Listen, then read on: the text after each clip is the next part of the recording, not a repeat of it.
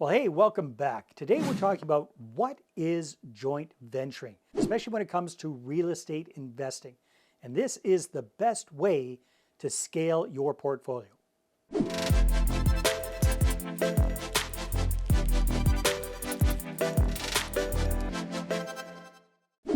All right, so on today's short video, we're going to talk about what is an actual joint venture, who does them, why do they do them, how do you get them going, and I'm going to share with you my biggest mistake doing joint ventures. So my definition of a joint venture when it comes to real estate investing is when you and another person join forces to do a deal together. But I thought I'd better give you the definitive definition. So here it is. Joint venture, a legal entity somewhat similar to a partnership, except that its purpose is the pursuit of a single transaction for the mutual benefit of both joint venturers. Each joint venture has equal rights of direction and control, and for tax purposes, the joint venture is treated as a partnership and must file a partnership tax return. All right, so that is the formal definition. But again, at the end of the day, when it comes to you and I as real estate investors, typically what we're doing is we're looking for someone to come on board with our deals to bring the cash and the credit to make the deal happen. We're going to go in, we're going to bring our experience, we're going to bring our team, we're going to bring the deal to the table, we're going to get everything going, we're going to manage everything, we're going to take care of the property and the tenants if that's the kind of deals you're doing, and the joint venture partner brings the cash and the credit to the table, typically. So who's typically looking to do joint ventures? Well, again, it's you and I as active real estate investors, no matter pretty much any kind of strategy that you're doing that requires capital to do it. Sooner or later, we're going to hit that wall. We're going to run out of cash and credit to do our own deals. We're going to need to use other people's money. And the fastest, safest, best way to get started is with doing joint ventures, bringing somebody on board who brings the capital and perhaps the credit to the table, and you do a deal together where quite typically you're both on title on that property, and that's how you do the deal. So when are joint venture partners typically needed? Well, again, when you run out of that cash and credit. So this could be if you're looking for money to do, for down payments to do more deals. You know, if you have to come up with 20, 30, 40% down to do a property deal, that represents a lot of cash. There's only so many of those we can do on our own. So that might be a great example when you're bringing on a joint venture partner. Perhaps you need capital to renovate a property. So you've already got the property, you're going to be buying the property. Perhaps you've got the capital that you need for the down payment, but you don't have the money you need for the renovations. You may bring on a joint venture partner in that circumstance as well. So now the next big question is, when should you be looking for a joint venture partner? At what point? Should you have a deal on the go and then go looking for the joint venture partners? Or should you find those joint venture partners and then go looking for the deal? Well, I'll just share with you my own experience. So back in the day, when I was first getting started really using other people's money or wanting to use other people's money to do more deals, I had self-financed my first couple of single-family homes. So I'd come up with the down payment to do the deals. I had gotten qualified for the financing to do those deals.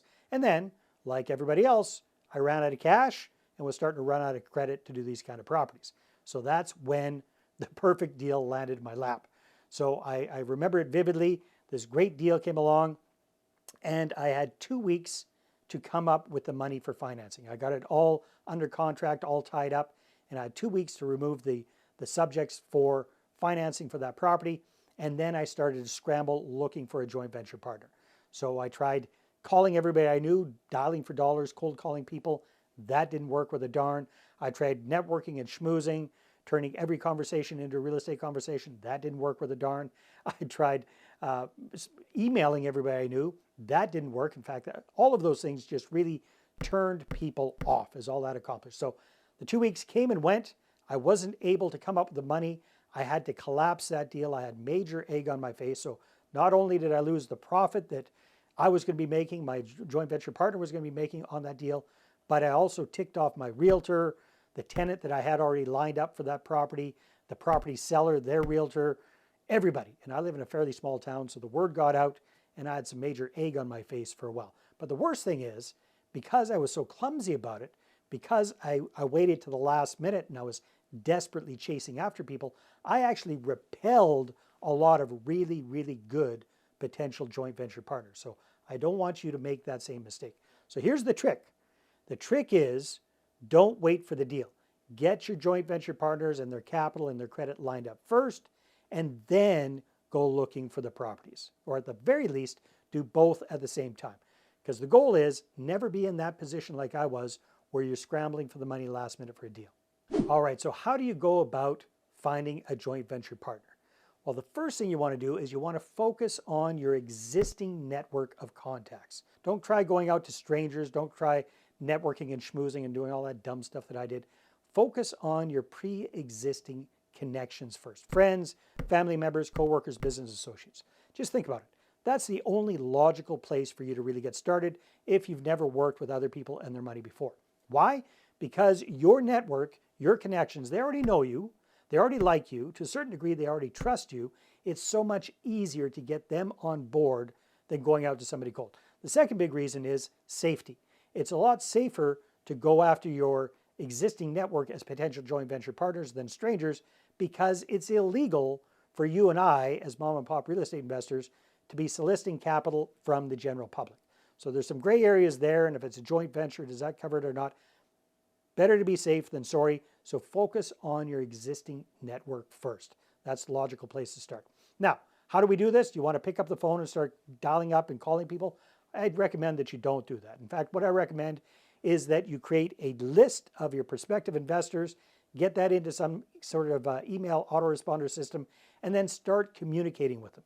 Break the ice first with a warm-up campaign.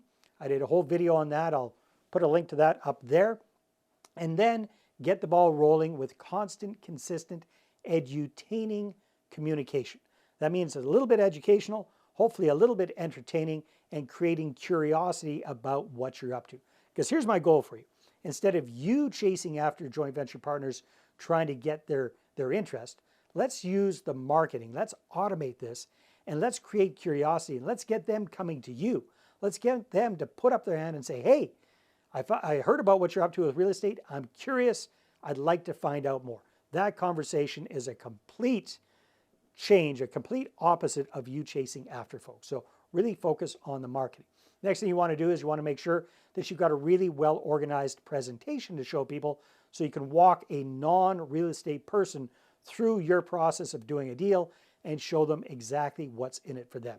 And then the goal of these investor meetings is not to get them to cut you a check for $50 or $75 or $100,000. The goal of these meetings is to get them to sign off on an expression of interest. So now you're going to have a bunch of these expressions of interest ready to go. And when you do have a deal, instead of desperately chasing after a whole bunch of people, now you've got a small group of 4 or 5 people who've already said, hey, you know what? When you got a deal, I want in, and you focus exclusively on that group. It just makes your life so much easier. And then once you've got that deal ready to go, then you're going to work into the actual formal joint venture agreement. Make sure that you don't just grab one off the internet. You can start that way, but make sure that you've got a real estate lawyer that takes a look at it, make sure that it is good for you and your area.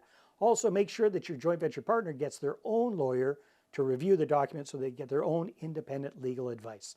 That's the best place to get started. That's the best way to get started with joint venturing.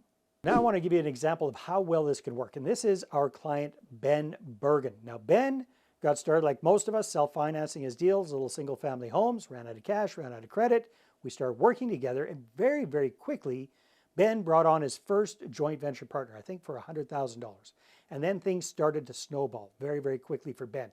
In fact, last time I talked to Ben, he had $1.5 million of capital lined up, joint venture partners who had signed off on expressions of interest, and he was just cranking them out with doing deal after deal after deal after deal. And you can do the same thing. Now, speaking of joint venturing, if you're looking to attract joint venture partners, then I've got the perfect resource for you at the right price. And it's a free copy of my book, Money Partner Formula. Now, you can get that by clicking on the link in the description below, or go to investorattractionbook.com, and that's going to cover everything that you need to know about who to look for as your ideal investor partners, how to get them into a database, how to warm them up, the marketing, the presentation, everything that you need. So go ahead and grab a free copy today.